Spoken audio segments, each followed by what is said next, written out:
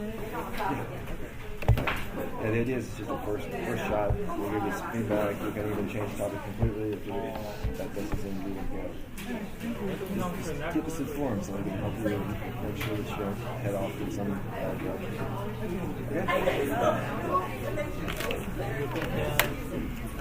All right, we'll get out of here. Okay. See you next time. Probably. You're out the whole semester, I'm sure. Yes. All right, good enough.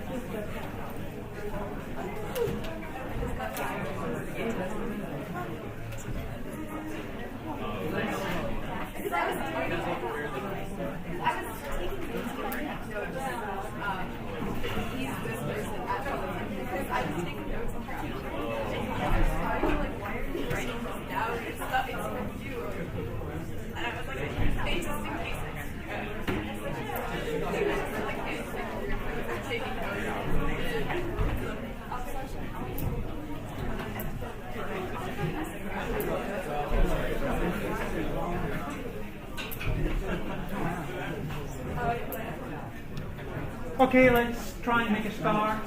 I'm sorry that the room is not big enough, and there are currently more people who are signed up for this course than we actually have space. Let's say a little bit about that in a moment.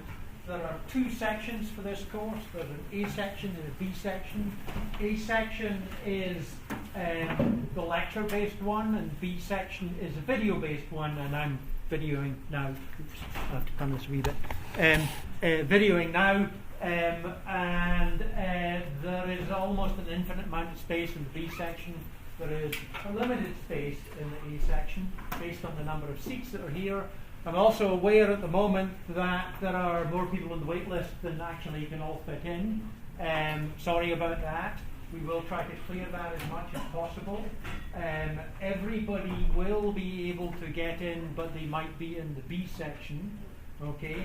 And what happens within a few weeks is a number of people stop turning up because me and David are not entertaining enough or educational enough or something, or you learn it all.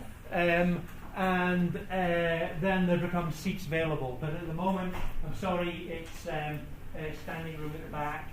I'm sorry about that. If only we could get as big a new fancy building as the business people across the road.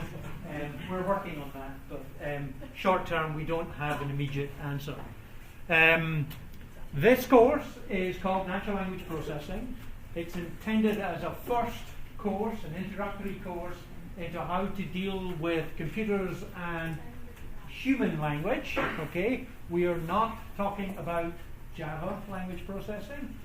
Maybe talking about languages from the island of Java, but we're not talking about Python. Well, we are talking about Python, and you'll be expected to do things. Okay, there are two numbers for this course. 11.411 and 11.611. There is no difference between the course from the teaching point of view, but from your particular program that you're in, there may be a difference, and it may be a requirement. If you're a master's student, then you'll need to be in 611. If you're an undergraduate, it probably doesn't matter. There's no real restrictions between them, but to make life easier in the programs, we have two numbers for the course. Okay. Today's course is just our introductory overview of what we'll be doing in the course, both the structure of it with respect to homeworks and lectures, but also a little introduction about what we're doing with respect to natural language. Okay. I'm Alan Black. And David Martinson will be co-teaching this class with me, interchanged. Typically one of us per week-ish, but it sort of changes depending on the subject. We both have backgrounds in computational linguistics, natural language processing, and linguistics itself, and it just depends on what our background is and the things that we're actually teaching. Okay, so first, what is natural language processing? And it's something to do with dealing with human language, okay, in a modern computational way, okay? And we're going to identify this as analysis, sometimes called understanding, okay? So we're going to take human language and we're going to do something with it such that we can do something with it. It has to be functional in the sense that we're going to care what the sentiment of it is, or answer it if it's a question, or be able to give some truth value about with respect to a database of whether it's true or not. Let's talk about generation. We've got some data and we want to be able to give it to humans who are not good at reading SQL query outputs, and we want to be able to give it in such a way that they understand it. Okay, when you talk to Siri or Alexa, it would not be good if it just read off whatever it got from the database back. It wants to be in such a way that you can understand it. It's going to tell you, the time of the next bus. It shouldn't just give open square brackets, QYZ, and then give some time number of seconds since the 1st of January 1970, although many of us know exactly how long that is. Most of us would prefer it to be in some sort of hours and minutes. And also acquisition. How can we read a whole bunch of natural language and be able to extract information in it that we can then use? How can we take Wikipedia and be able to read the articles in it and be able to extract the information in it such that it's going to be useful for us in question answering, working out what inference is, understanding the world around us, etc. Okay? So, some people use the term NLP to mean everything in language technologies. I'm in the Language Technologies Institute. It's a department in the School of Computer Science. It's a pretty big department. There's 350 graduate students in it. Some of you are probably in that department. And some people in other places think that NLP means all of language technologies. We're probably not meaning that, although sometimes we slip up, because we, being such a large language technologies department, care about the other things, care about things like question answering, speech processing, non-linguistic aspects of human communication, looking at facial things and gestures. And so there are other things that we see as beyond NLP. NLP is principally, what we're talking about here is text-based, so characters and text, though there will be a couple of lectures on speech. And because my background's actually in speech, I will subtly try to influence you that speech is way more interesting than text. Speech is way harder than text, okay? And therefore there's less things we can do with it, but I will talk about it at some level, okay? Some people only think NLP is to do with understanding the analysis part. Some of the big companies, when they might want to employ you to do NLP, and what they mean is not generation, what they mean is not question answering, they mean just understanding. And so be aware that that term gets used for lots of different things.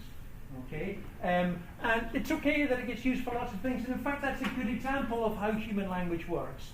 There's always some interpretation that's going on depending on the context that you're actually in, and that's one of the things we're actually going to deal with as we go through this course.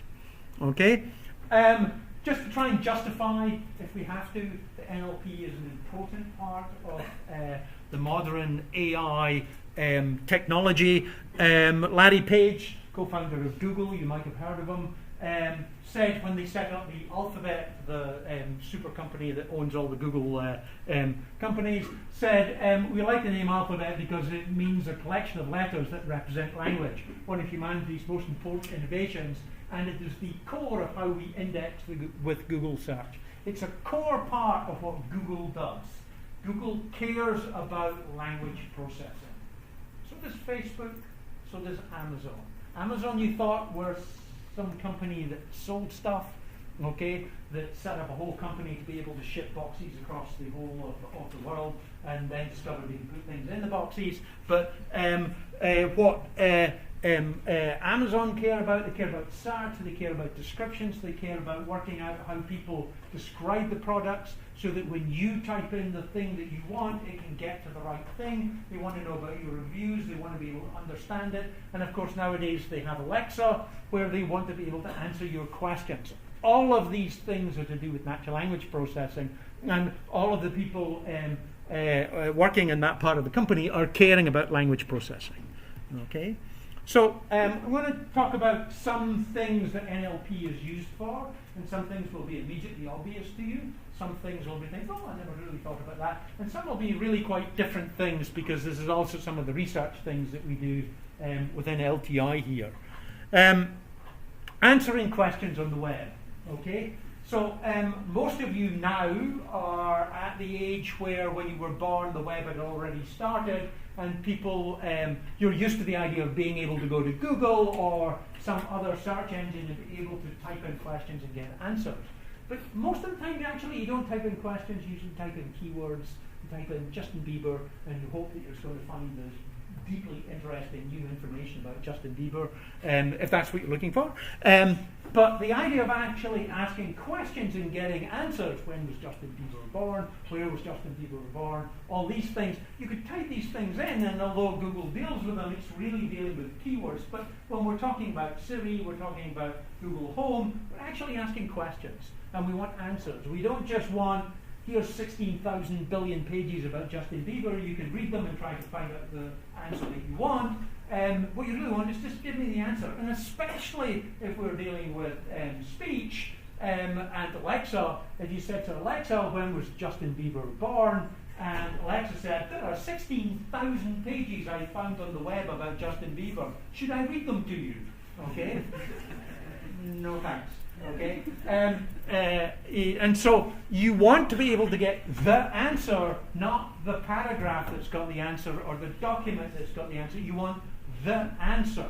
Okay? And so this is something that requires language processing. Even if you can find the right page by doing some sort of keyword search, or you can find it with respect to getting down to somebody, you then have to take that in such a way that you can say it back or print it back in such a way that you're actually giving the sensible answer, the obvious answer.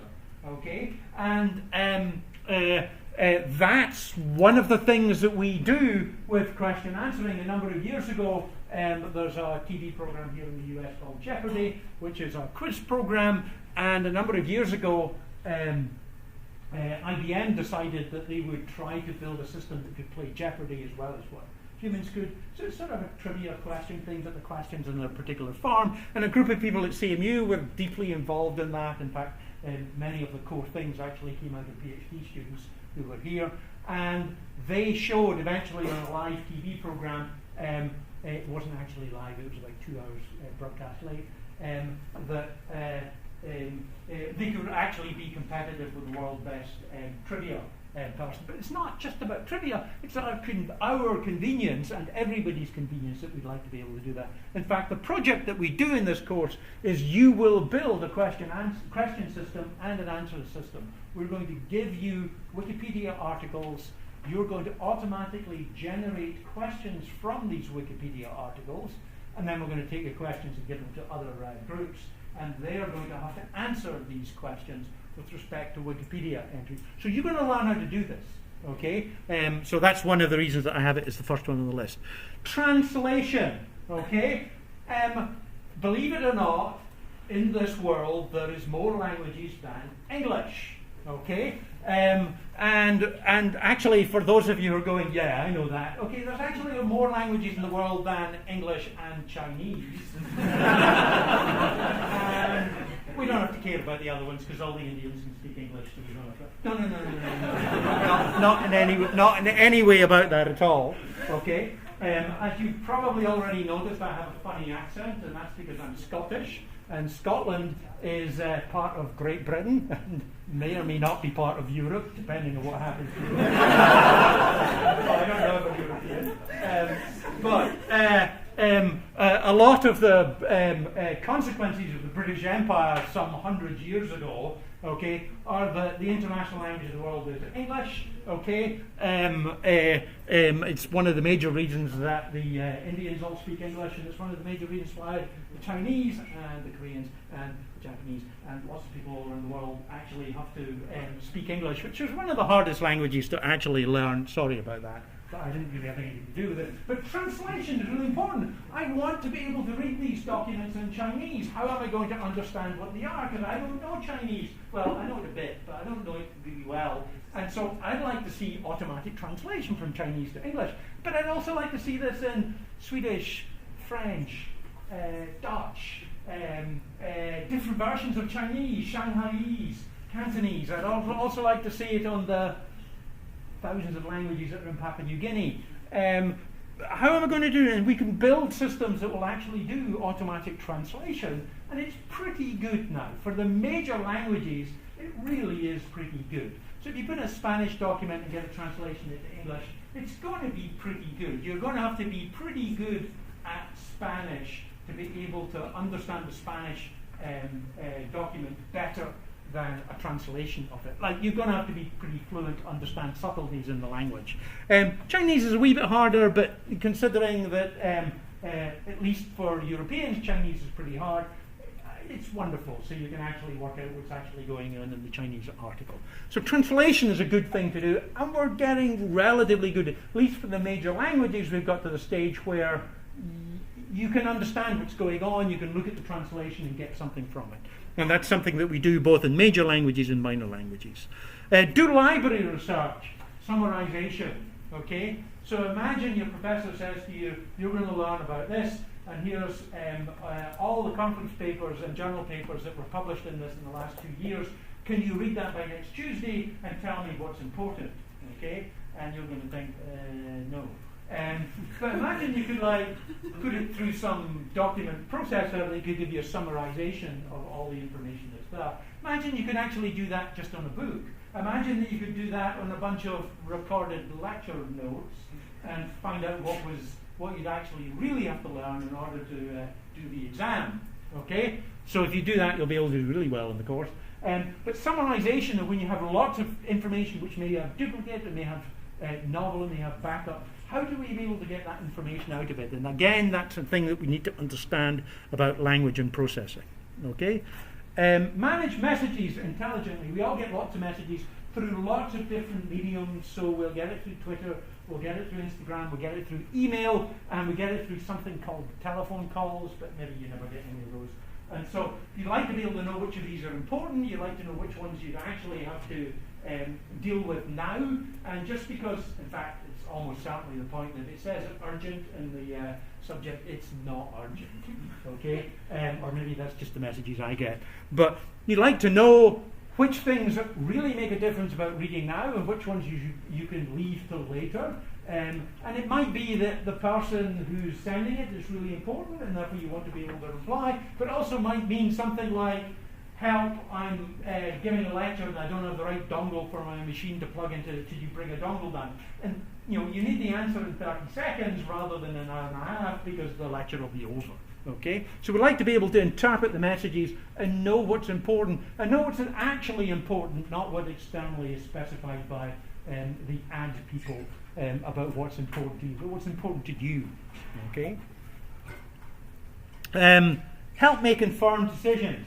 So there you are, we're coming to the end of your degree, you're looking for jobs, okay, and 3 wonderful companies offer you jobs in 3 completely different parts of the world, and you've got to make a decision about where should I move to in order to be able to continue my career, okay? And that's hard to do. You've never been to Seattle, you've never been to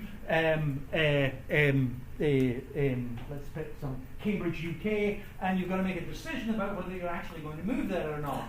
So all the information's out there on the web that's going to tell you about what it's like to live there, how often it snows, how often it rains, whether it has any sun at all. The UK doesn't have any sun, so you don't know about that. Whether they play cricket, Cambridge cricket, okay, or whether they don't play cricket, Seattle, but I'm pretty sure they play cricket in Seattle, and so you need to get all that information. It's all there, but how do you know about getting the right things? And you can't just go, well, I'll read the Wikipedia article about Seattle, it'll tell me everything. No, because it won't be up to what's important about you. You want to make sure that you get good sushi food, you want to make sure that you can get Japanese Kansai Okonomiyaki. I don't know if that's available in the UK or not, but you want to have these things that are special to you. How can you use that information? How can it be summarized in the right way? How can you ask the questions to get the right information for you? That requires understanding lots of information and being able to present it to you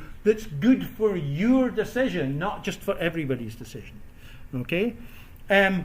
Follow directions given by a user. So there we are. We're at CMU. We have robots that wander the corridor. So the robot's there. It comes up to you and it asks you the question. I'm assuming that you're all human. If you're not, you'll already solve this problem. The robot comes up to you and speaks to you, and it says, "Where do I buy coffee from?" And you've now got to tell the robot where to buy coffee. So how do you go about doing that? Okay, it's a robot. So shouldn't you just know? And how can you give it instructions about how to get there in such a way that it can understand and actually do it? Okay? It's at CMU, so it might say, "Can you tell me where to find coffee?" And then it brings up on its screen a terminal and an editor with Python in it, and you can actually type in Python to be able to tell it. But that's not the normal interface. You are aware that's not the normal interface for people to talk with computers. It's just a program in Python. Okay, the real world actually wants to talk to it. So what would you say, and how would you describe it, and how would you be able to say? So you'd say, "Do you know where the elevator is?" And the robot might say yes or no. And then there's a question about, does it know how to press the button in the elevator to get down to floor 3? and then you have to explain how to get to the coffee place, wait in line, and then ask for a coffee, and then be able to answer all the questions about which of the 17 different types of coffee would you like, and to be able to get the coffee and bring it back. Okay, a little story about, because you'll notice I did the little stories.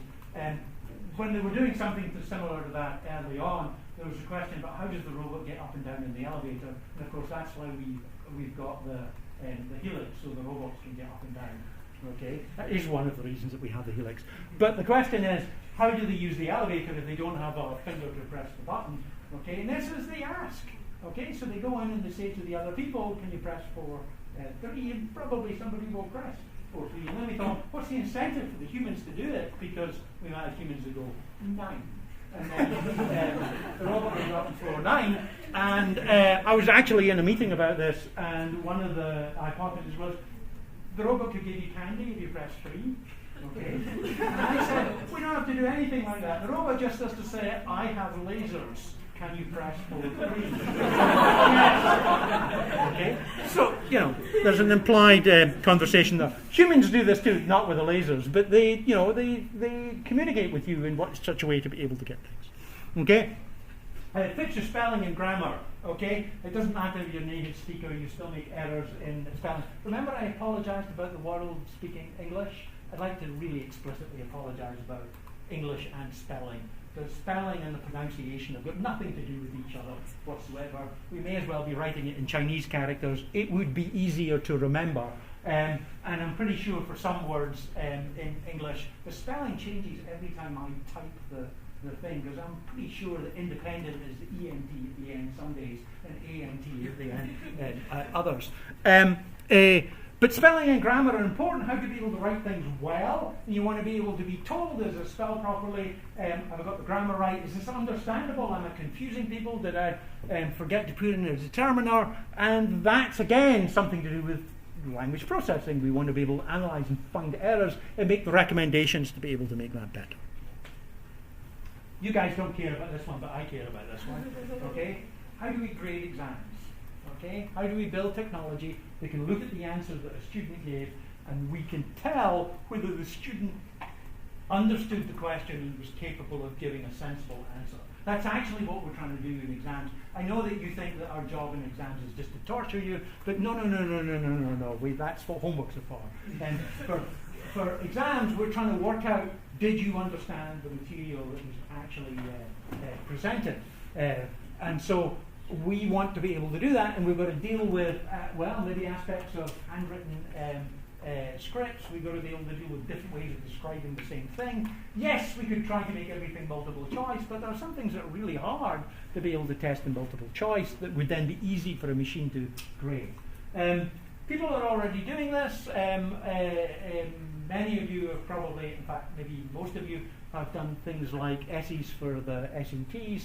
The essays for the SATs that are done by ETS are automatically graded and human graded. If the robot and the human agree, then that's the score that you get. If they don't, then a human goes in and actually another human goes in and actually grades it. And it's mostly correct. Okay, there are occasional things which get wrong, but it's pretty reliable. And the robot can also say, I don't know, a human has to look at this. So it sort of knows that it can actually grade it. But as things go, it can do fairly well. And so this is something that's getting better all the time. And that they're investing quite some significant amount of research into trying to improve that. Both improving how to grade the results, but also how to be able to design the questions such that they're going to get reliable results when they're actually doing it. In fact, a couple of our PhD students are working on who graduated are working on that. So most of this stuff is all about, you probably thought about this before, but what about having a machine that could write poetry? Okay. Now, some of you are going to say, why would anybody do poetry? Well, poetry is really interesting. Okay. What's its point? Well, its point is. And it's hard to actually define what its point is. Okay? If you feel that poetry isn't worth it, think about writing lyrics for songs, writing rap music. Okay? How would you do that? How would you evaluate whether this was actually good? Would you just release everything possible on YouTube and see which ones end up being popular. You could do that, but people would get sick of it very quickly. Okay. What about novels? Could you actually get a machine to write and generate a novel with an interesting story? Why would you want to do that? It's hard enough. There are enough people writing novels. But think about it. Other things. I mean, video games. Video games have side quests. Could you have a machine that actually generates interesting side quests instead of stupid side quests? Could you actually have a number of different ways of coming up with more interesting stories that are genuinely interesting stories, and they're not just a choice of 5 different things joined together? It's a big red dragon rather than a big green dragon. But no. How could you actually come up with genuinely new stories that people really find interesting? And how would you evaluate when it's novel and interesting in a reasonable way? These are very hard problems, but people are trying to do them, and they need some notion of high-level notion of story structure, low-level forms of how well to be able to write it. I mean, maybe you could generate writing prompts and humans could do it, or maybe you could try to generate, or maybe the writing prompts come from the human, but the actual generation comes from the machine. Listen and give advice. Okay? So some of you are probably aware of particular types of therapists and psychiatry techniques where they don't impose anything on the client. They let the client talk about anything, and so they'll ask questions like, so why do you feel like this, and why do you feel that's the case? So they're not actually giving any real questions, they're also just giving open questions. And machines have been doing that for some time. But the question, could you genuinely give advice? You could go to it and say, I want to do this course and this course, but they overlap. Is there something else I could do to be able to get the same information at the end so that you look good in my transcript? And your advisor tells you, well, you could maybe do this, and that's available next semester. You could try to do it, or there's this other course that's somewhat similar in another department, and maybe you could be able to do those at a different time. And so, advice based on the information that you're asking requires understanding not just the words that you're saying, but also the intent and a higher level construct of what you're actually trying to get out of it. Okay? And we'd like to be able to do that. These things are hard. Okay? Estimating public opinion. Okay? We'd like to know whether people like the movie or not. Okay? We'd like to know whether people like the new product or not. We'd like to know what people think about buying from Amazon. We'd like to know what people would like to know about so that we can actually provide it, be that education, be that as coming up with a new product. You could read every single tweet on Twitter, okay? But that would take some time. And I'm pretty sure it would make your brain turn to mush if you actually did read everything. So how can we estimate it? Well, we look for people saying great or good or some other word that means good, like bad. Oh no, wait. Well, bad does mean good sometimes. Okay, so you want to know and interpret when people are saying good things or bad things. But people don't just do that. They don't say, I give this 5 stars. Okay, they see much more subtle things about it. And they use negatives as well. And maybe if they're British, they're probably going to do these understatement thing and say, it's pretty good. Is that good or bad? It's actually probably bad. Okay, they say it's pretty good. So you have to be aware of these subtle ways that people use to describe things to be able to do it. So estimating when you've got hundreds of thousands of messages, how can you go about doing that? And how can you react to it in such a way that you can fulfill what you're ever trying to do? Education of getting people to understand how democracy works so that they can take part in democracy, or selling cars, or whatever it is that you want to do and contribute. Read everything and make predictions. Okay, so we're getting on the bigger things. Can we do things like read all the papers at NIPS last year and work out what's going to come next? Okay, it's probably going to be some other Sesame Street puppet, whatever it is, okay, if you're aware of these things, but you're not, but that's okay. Over the last year there's been 2 major deep learning papers. One's called Elmo and the other one's called Bert.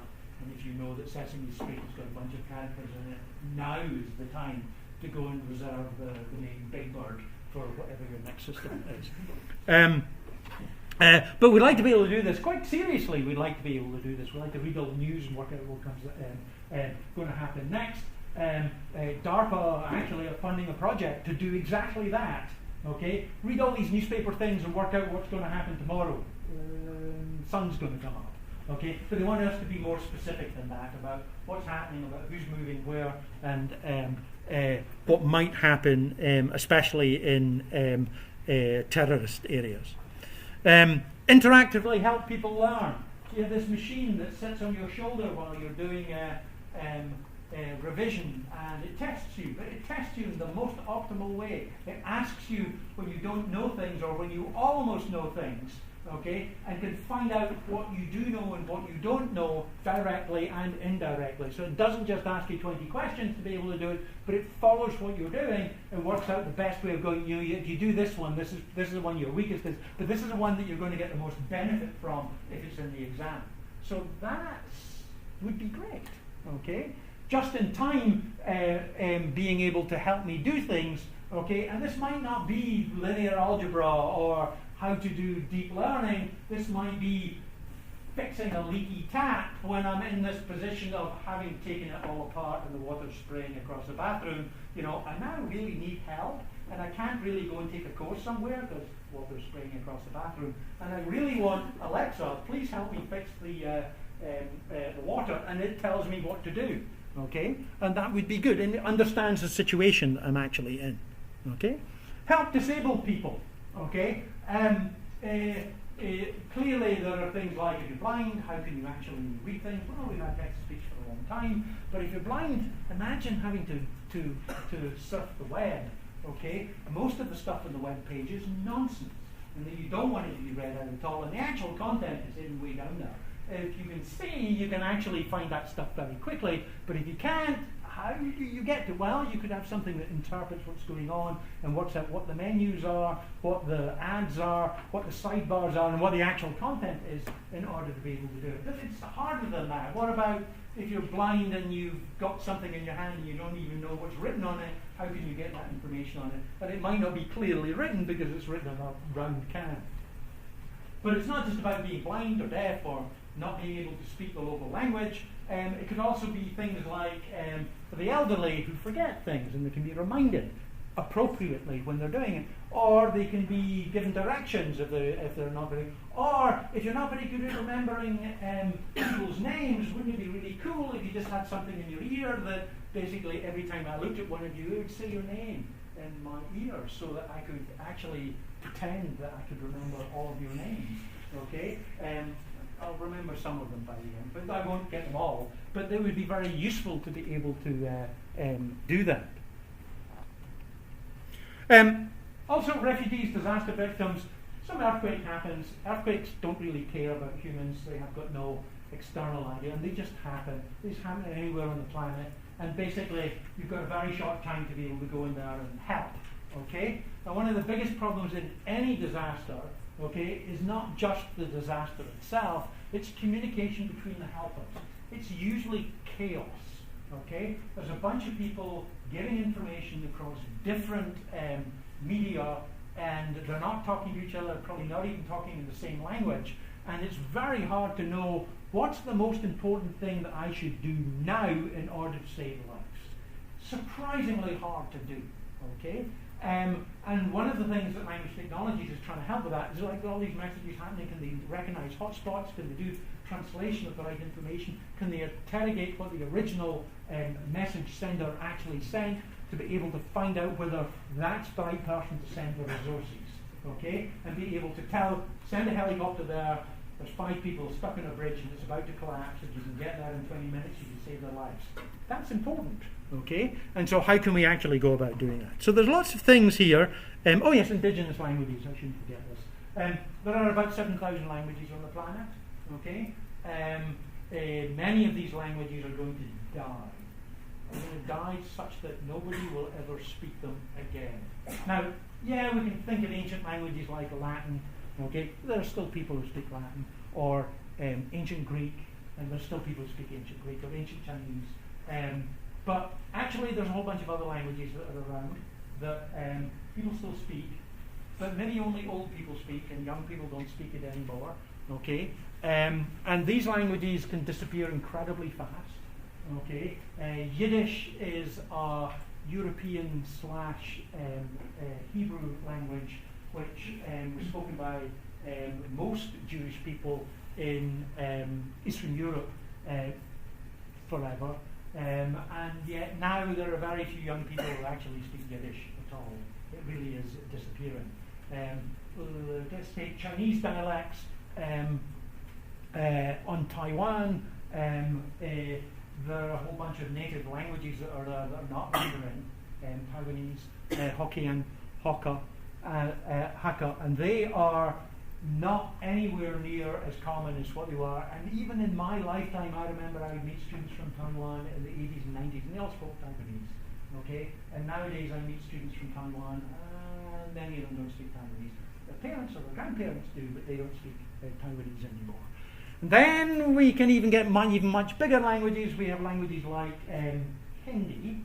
Okay, Hindi is this language that's spoken in northern India, really northern India, a little bit in the south, but really it's northern India. Although really it's just natively in the centre, but many people in the north speak it. But nowadays, most people who speak Hindi cannot say a sentence without putting an English word in it. Sorry to the Indians in the audience going, yeah, can I? Well, maybe no. Because there's such an English influence, and because people are so fluent, they do this what's called code switching all the time, and they basically just put in English words. Yes, they can do it, and yes, people can write like that, but most people don't.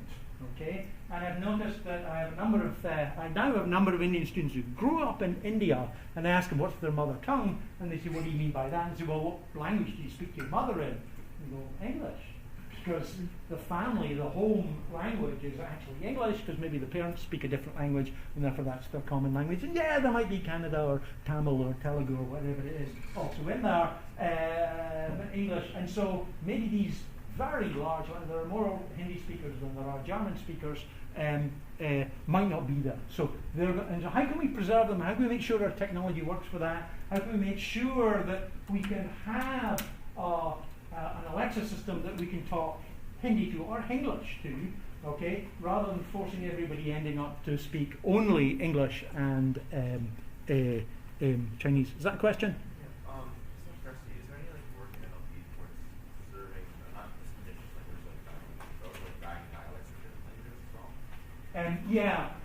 The notion of dialect versus language is ill-defined. I think the best example is in China. All of the variants of Chinese are called dialects.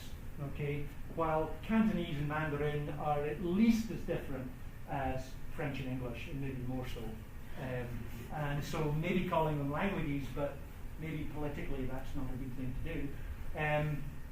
Yeah. So I guess like not necessarily on that scale, but like more local scale. Like it's like I was reading something about some Japanese dialects, and there's like the Tohoku-region like dialect, which is becoming more and more similar in case, which is drifting more towards being my older generation, Yeah. younger generation. This is very common that languages then tend towards the capital or the thing, and especially with global communication, things become much more standardized. In the UK, we have dialects in every single city that are quite distinct, but most people don't speak them anymore, and they have to be even older than me to be able to have different dialects. And yeah, people do try to keep them, and it would be good if you could have your Alexa or Siri system to be able to talk in your own personal dialect. Okay, I'm Scottish, and when I speak to my family, I speak in Scots dialect, which is really quite different, and that's only when I go back to to Scotland, and it usually takes me a little while to get into it, because I don't speak it here, because nobody would understand me. And so it's not that is failing, but it's failing for me. I don't do that anymore. I still roll my R's and use the word we to mean small and pretend that I'm Scottish, but that's not just what Scottish people do. And so, yes, that becomes important. We end up with this standardized form that loses a lot of familiarity. Okay, and we'll actually come back to some of that later in the course. What sort of careers do you get? Well, it's really big in industry at the moment. NLP people are basically sucked up Some of you are maybe on the MIS program in language technologies, and a whole bunch of them went to the CV group, such that it's almost the same bunch of friends are now going to be sitting in the same office in Cupertino.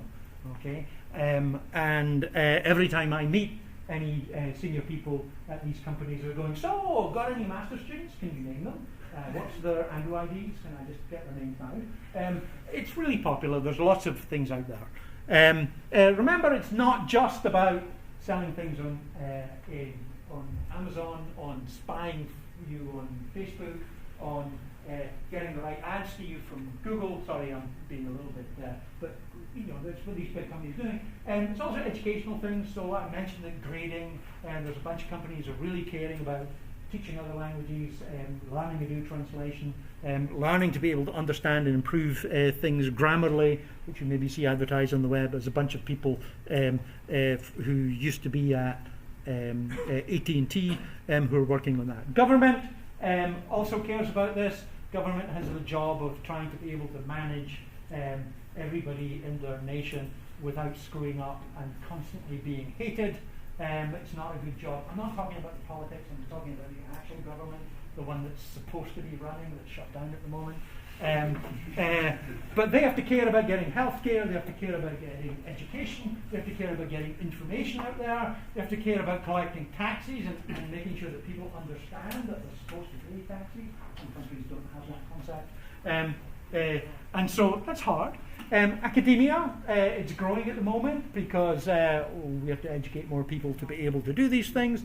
Humanitarian organizations, again, we talked about the disaster relief, and we've been working with various groups that care about disaster relief and making sure that information gets to the right people at the right time, both up the chain and down the chain, and having to care about different languages.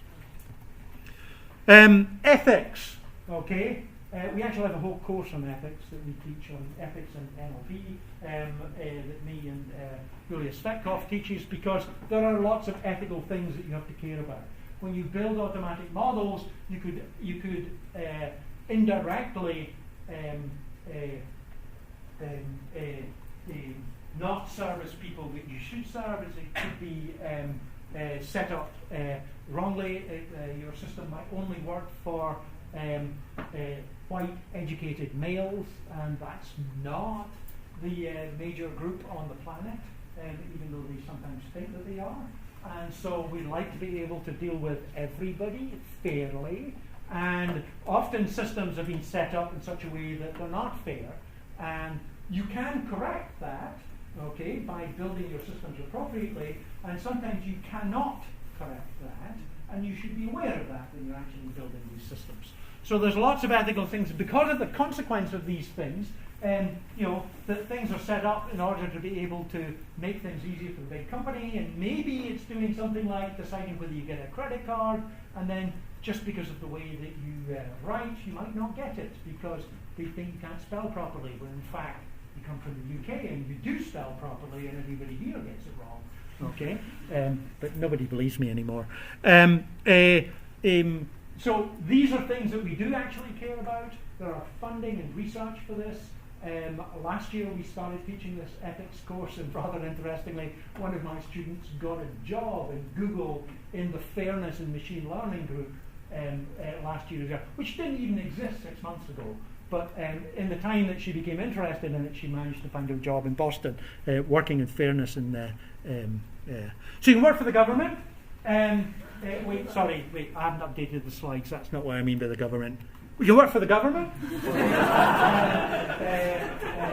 Now that we have a new Congress. And remember, again, there's these things called politicians, okay? The ones that only close their mouth and never tell the truth. And then there's the government, okay? And the government are the people that are actually trying to run the country.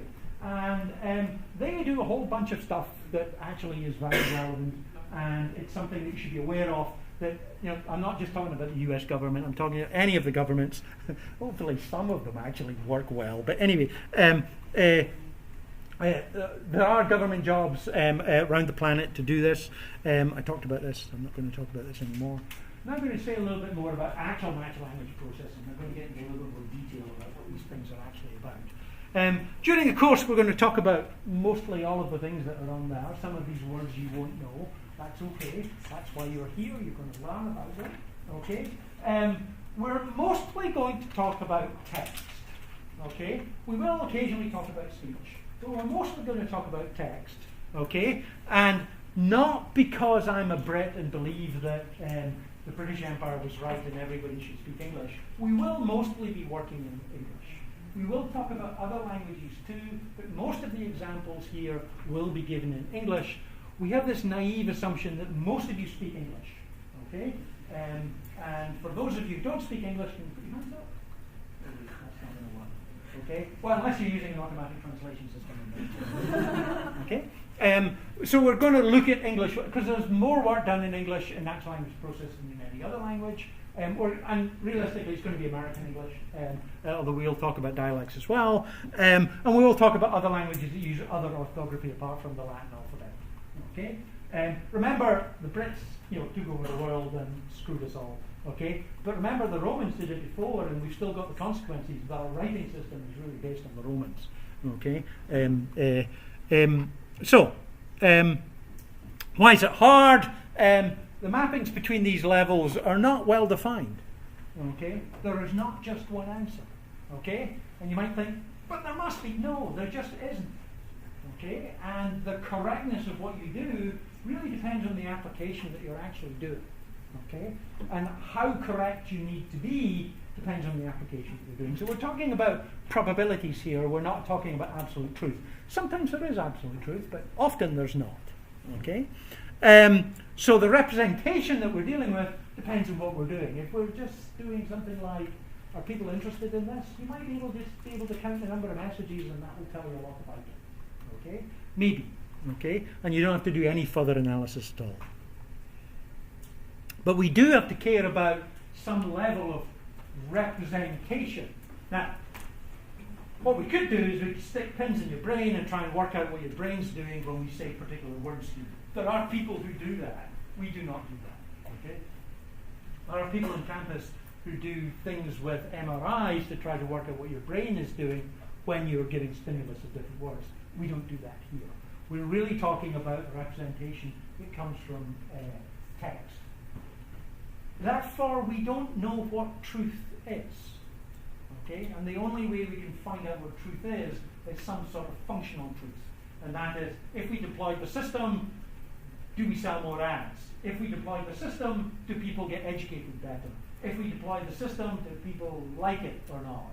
Or we have some external test data that we try to compare to see whether we're similar. We have to do some indirect way of testing these things rather than actual truth.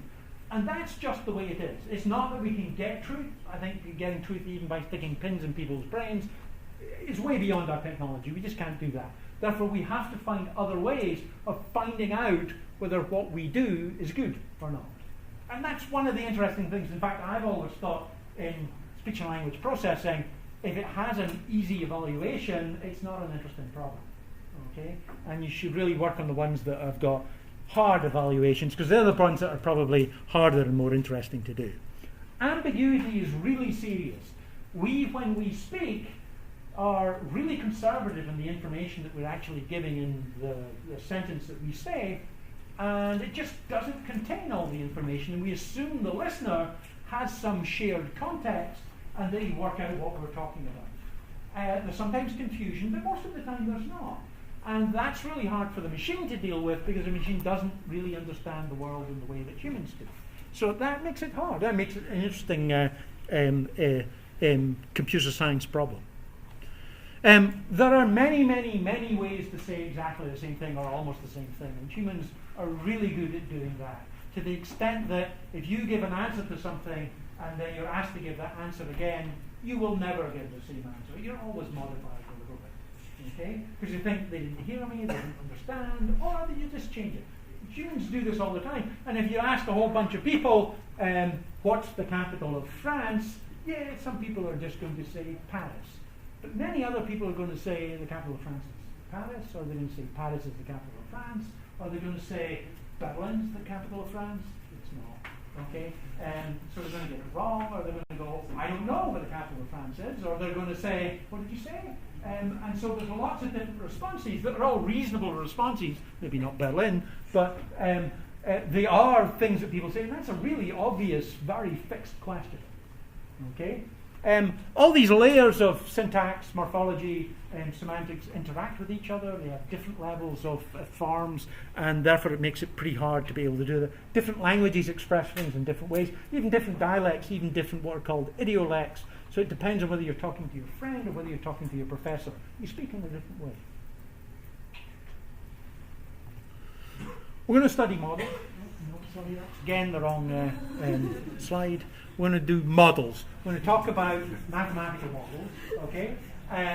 And a model is an abstract, theoretical, predictive concept, okay? That includes some representation of the world. It's not everything in the world, because it's pretty hard to represent everything in the world, but it's going to be a sufficient representation of the world for what we're actually trying to do. It's got a method of creating or recognizing worlds, so you have to be able to do something with it, either you hand code it or you get it from data, and it's a system of reasoning about world. It's got to make predictions. It's got to say that this is likely, more likely than something else.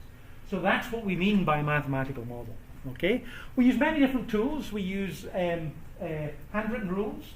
Okay, not really anymore, but there's still handwritten rules. We use statistical techniques to learn from data. We use deep learning to be able to do things. We need to use crowdsourcing as well when it's appropriate. So we're using humans to be able to give that information. Even though language is incredibly hard, often very simple models work.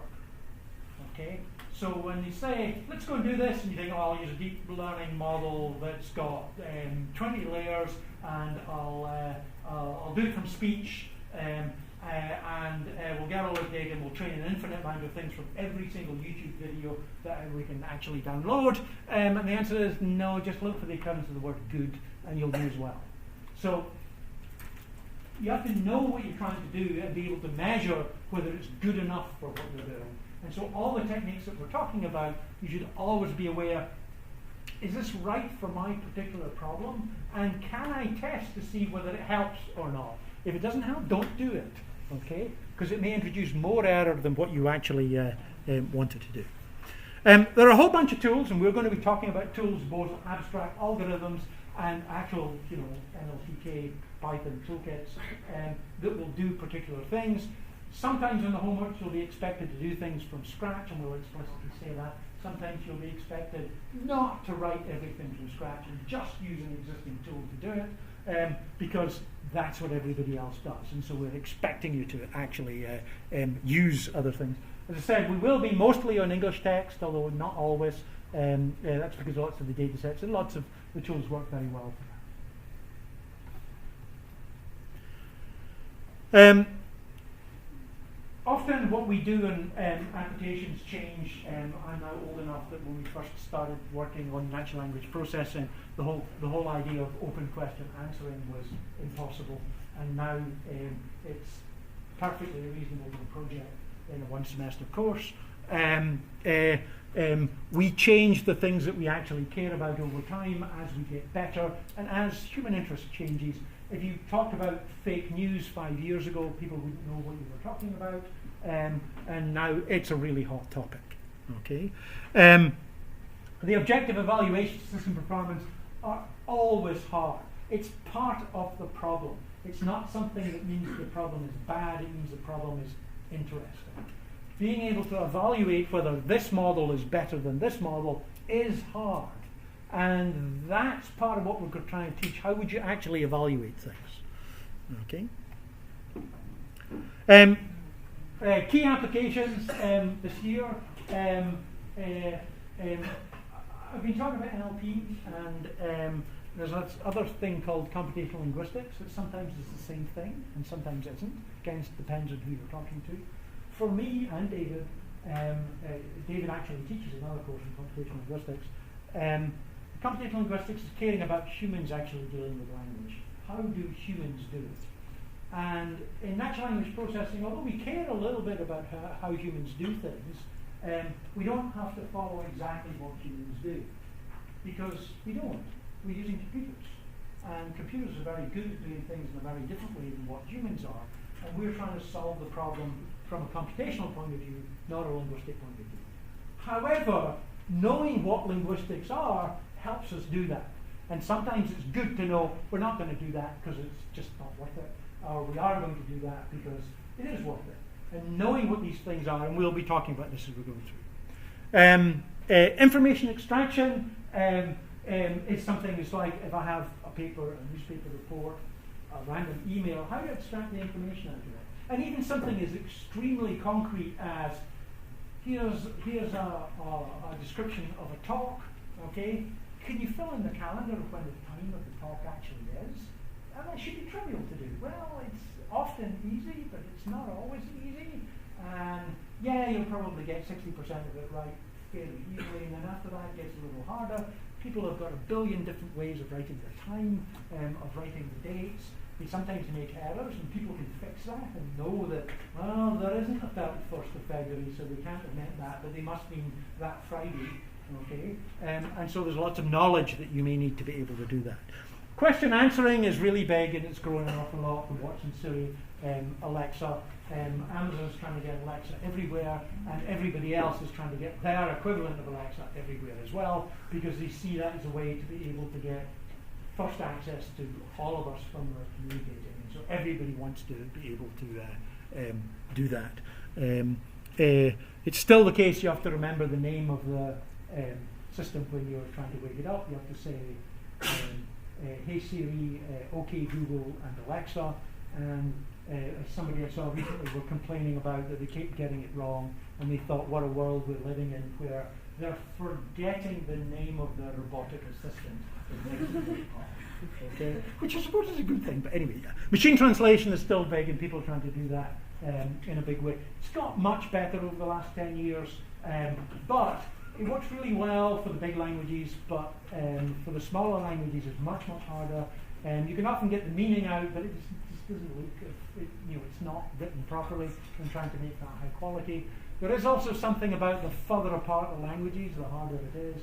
English to Chinese is genuinely harder than English to Spanish, because English and Spanish have a shared history and a long interaction with each other, and therefore it is just much easier.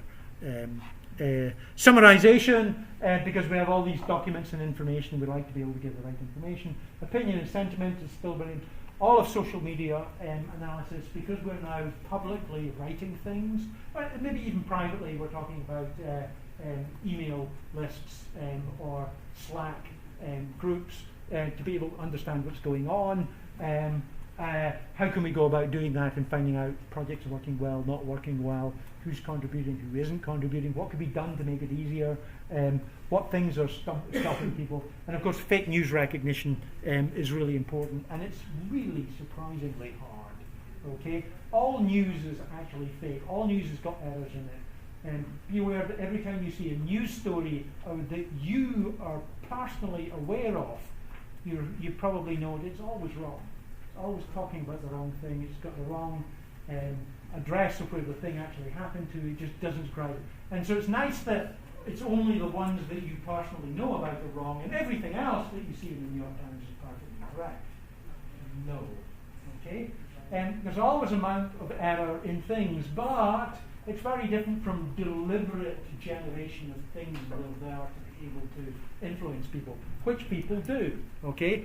And so being able to detect that and give people the information is really important. These are the sorts of things that screw up our democracy. What about brains? Well, as I say, we're not going to stick any pins in anybody's brain, okay?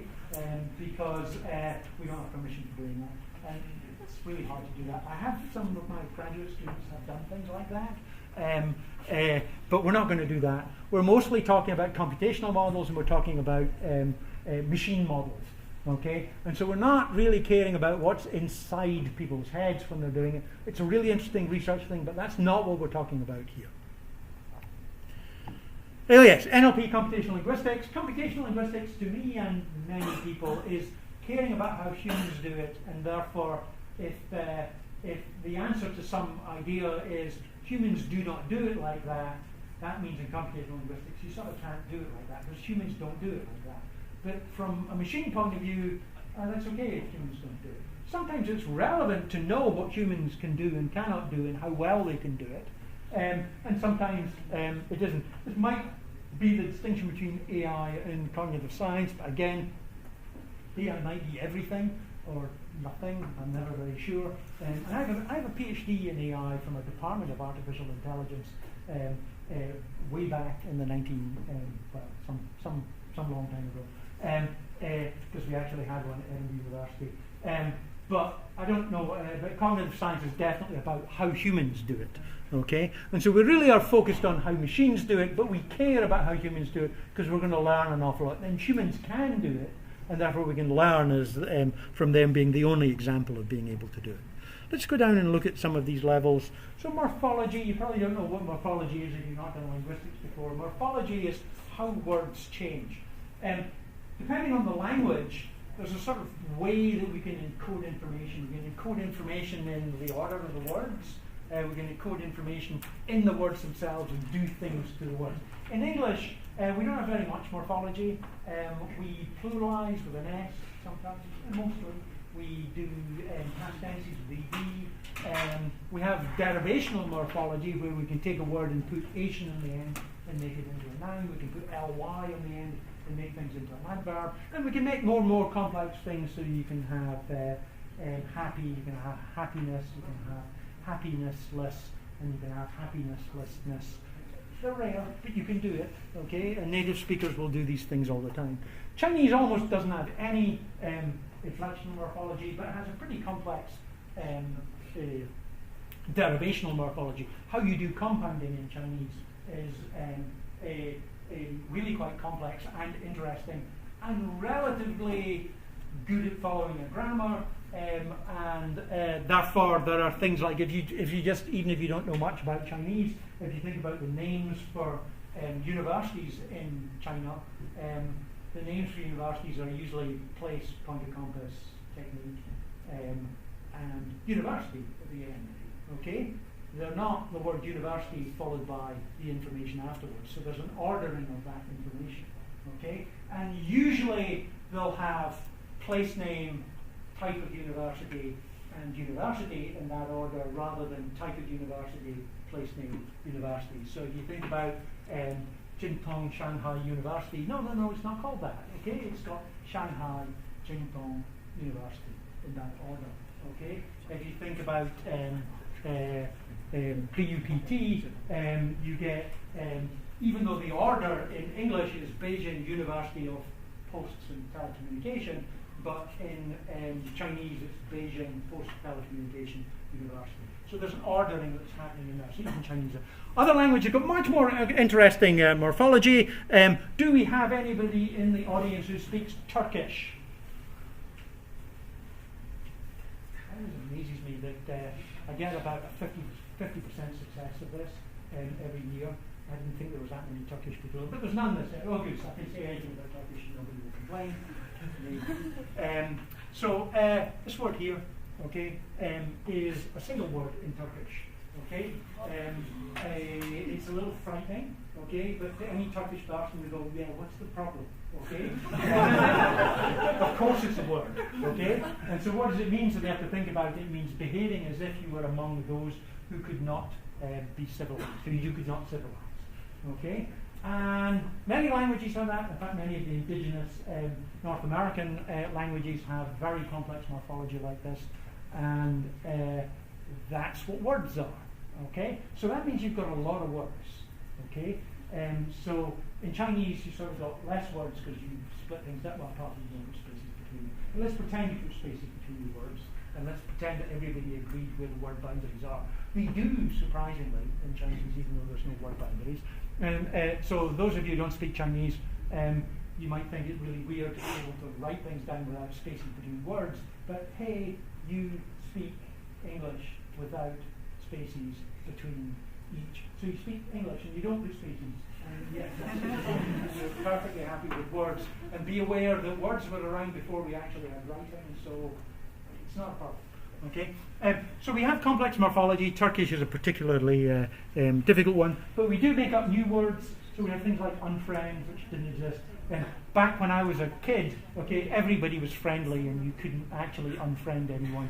And then at last in the early 2000s, we could actually get rid of all these people we didn't like. Obamacare, okay, is a made-up word of Obama and healthcare put together. It's now a perfectly reasonable, normal word.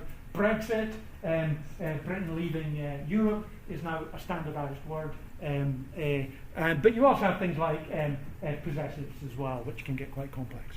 Bills. Okay, let's move up to lexemes and actual words.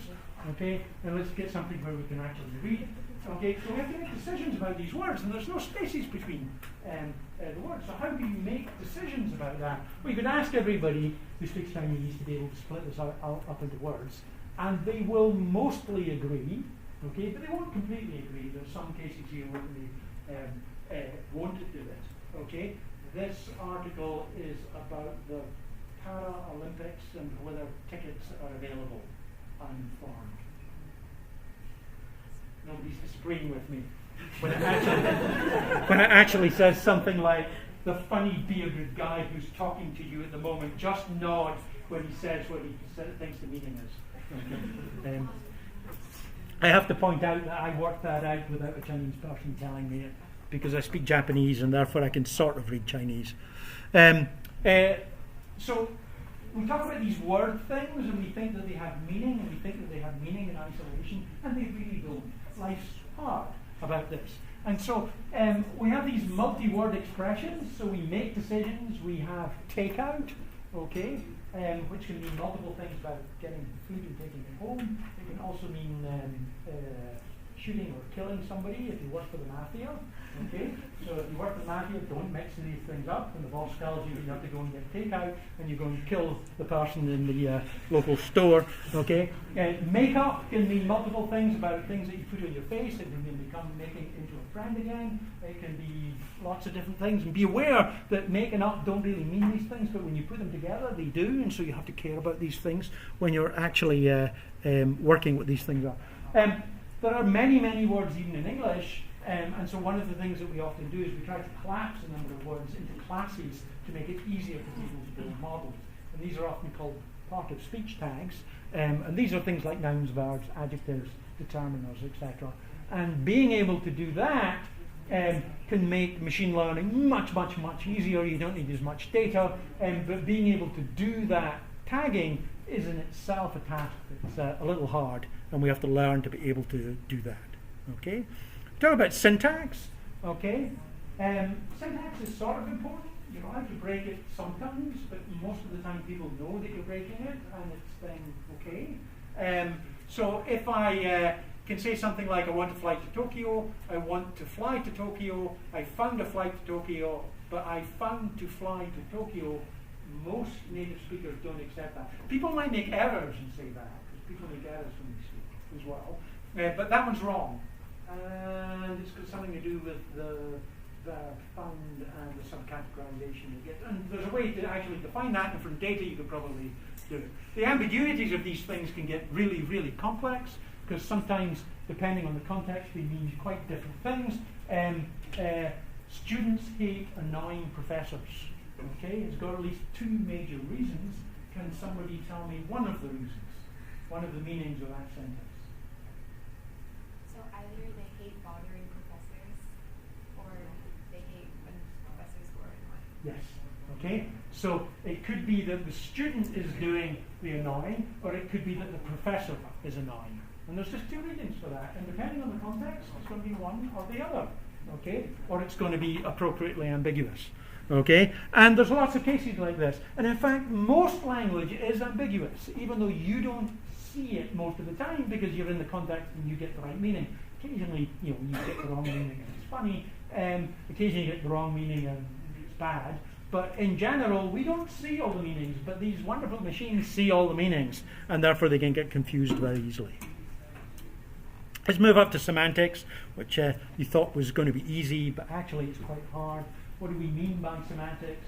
We probably here mean some sort of functional use of the language to be able to find a word. So imagine that we're going to tell a robot what to do. The result of me saying to the robot, move forward 5 meters, should be that it moves forward 5 meters. So that's the semantics of the phrase move forward 5 meters. Okay? And that seems to be very concrete, and sometimes that will be very easy to do. But semantics can be very hard at times about how to be able to come up with a functional description that allows you to find out whether you've actually got the meaning of that. Okay? We also get really weird ambiguities that come out in when we're trying to look at this in a very logical way. So if we have something like a seat is available for every customer, okay? If there are 100 customers, how many seats do you think there are? 100. If I say a website is available to every customer, how many websites do you think there are? 1. Yeah. So these are syntactically the same thing, okay? But one of them gives the implication that there's going to be separate seats for each customer, because otherwise it'd be pretty stupid. Okay? Because you could say, and the seat is available for every customer, and they get on the plane and there's one seat. You can share, and a website for every customer. Well, maybe nowadays you could do that because it'll all be personalized. But anyway, these are syntactically the same things, but you have a different understanding of what they are, and you don't even see that. Okay, but the machine's stupid. And if you had to translate that into another language and have those different meanings, you could often find that to be very hard. If you translate them into European languages, that ambiguity almost always is still there. But if you have to translate them into something like Chinese or Japanese or Korean, they're really completely different sentences. If you have to get the distinction between one seat and many seats. Okay, think about that for those who are doing it. It's partly to do with how in most of the East Asian languages you don't have a word that means singular that you make plural. You've got a mass noun, so the word for seat means one seat or multiple seats, and then you have to say one seat explicitly or every seat if you're actually talking about. So there's partly a reason for the language. Pragmatics and discourse are this higher level thing about how we actually use language. And the point is that we don't use language in a literal way. It's really quite rare for us to do that. And most of the time we're using things quite metaphorically, or we're using them in some conventional form. Okay? So when we say, can you pass the salt, we don't mean, do you have the ability of picking up the sodium chloride and giving it to me? That's not what we mean. We mean, pass the salt. We mean, do the action for me, but we're doing it in a polite way. But we ask it as an ability question because that's a polite thing to do. Okay? And if you went into a bar in this country and the person says, is he 21? And you reply, yes, he's 25. It's like, yeah, that's very sensible because it's like, oh, you will be 21 and 25. Okay? So if somebody comes up to you and says, are you 21? And you go, yes, 25. So you're not 21, you're 25. Okay? But depending on the context, that's perfectly sensible. In other contexts, that would not be appropriate. Okay? And we use language like this all the time, and we have to make sure that we can deal with that and recognize and don't get confused. Okay? Okay. We have a website. It's not up yet. It's still got last year's stuff on it. The way that we do this is actually everybody has to be registered, and we will be doing that with the TAs very soon. There is a book, okay? There's a book done by Dan Jaraski at Stanford and Jim Martin at Colorado. The book is really, really good, okay? Yeah. So there's like a draft third edition. Yes. And there's also like the second edition was like which yeah. one from 2000. Which one should we?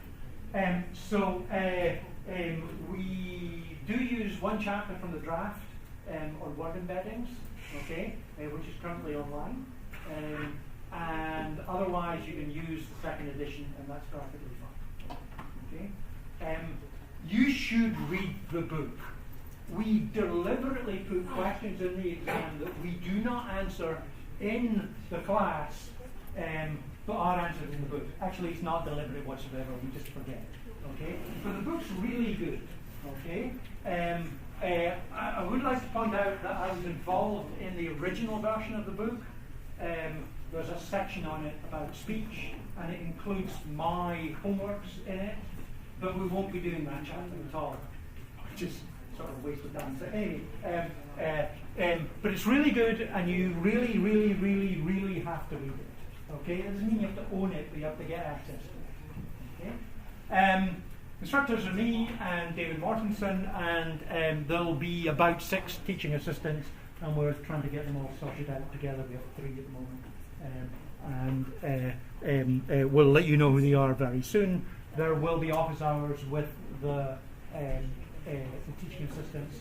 About half the teaching assistants have done this course before, and all of them have done some NLP course here at CMU, so they're quite familiar with everything.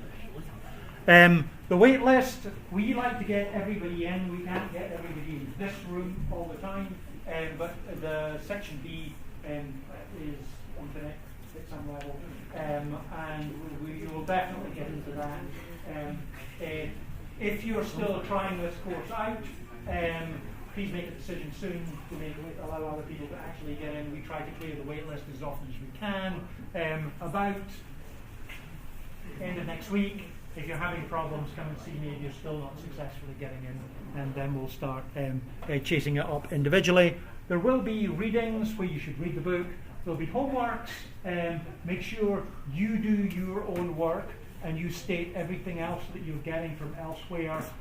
Be sensible about this. If we ask you to implement a part of speech tagger and you just use the Stanford Core NLP part of speech tagger, yes, that's correct.